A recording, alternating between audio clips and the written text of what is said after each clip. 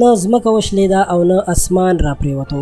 یوه ډېره دردونکې واقعه چې د پاکستان د سیند صوبې په بدین ښار کې مخې ته راغلې ده چې یو بې ضمیره میړه خپله ښځه د یو څو پیسو لپاره په چا باندې خرڅه کړې وه چې هغوی ورسره ناروا کار وکړي. خو کله چې د دغه ښځې ویډیو پولیسو ته په لاس ورغله او پولیسو دغه ټول ملزمان ونیول، نو اوس څه وایي چې ولې دا کار کړی دی او د څه لپاره یې کړی. ټول معلومات په همدې ویډیو کې وګورئ. قدرمنو دوستانو، نن سبا ورځ تر بلې جرمونه دومره ډیریږي چې د شمار نه وتلي دي، خو په ټولو کې زیات جرمونه چې کیږي هغه د ناروا زیاتي ظلمونه دي.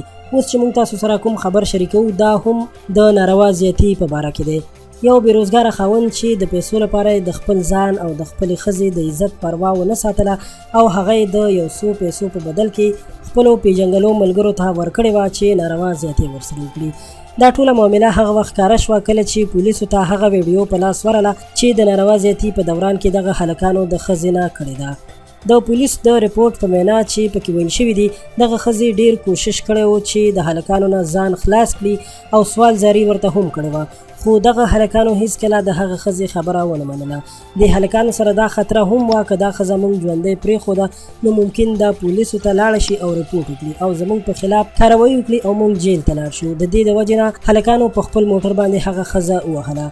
د ښځې خاوند هم چې په دې کار کې شریک و، یعنې په پیسو باندې خپله ښځه ورکړې وه، هغه هم ویره محسوسه کړله چې هسې نه زه هم په دې لانجه کې جیل ته لاړ شم. نو د دې وجې نه هم هغه دغه خبره پټه کړه، خو پولیسو ته د دې خبر په اړه باندې معلومات وشول او هغوی دغه مجرمان او د ښځې خاوند ونیولو. دوستانو، په پاکستان او افغانستان کې اکثره وخت داسې پیښې مخې ته راځي، خو تر څو پورې چې داسې مجرمانو ته سخته سزا ورنکړل شي او د خلکو لپاره د عبرت یوه نښه جوړه نه شي نو تر هغې پورې داسې جرمونه نه ودرېږي.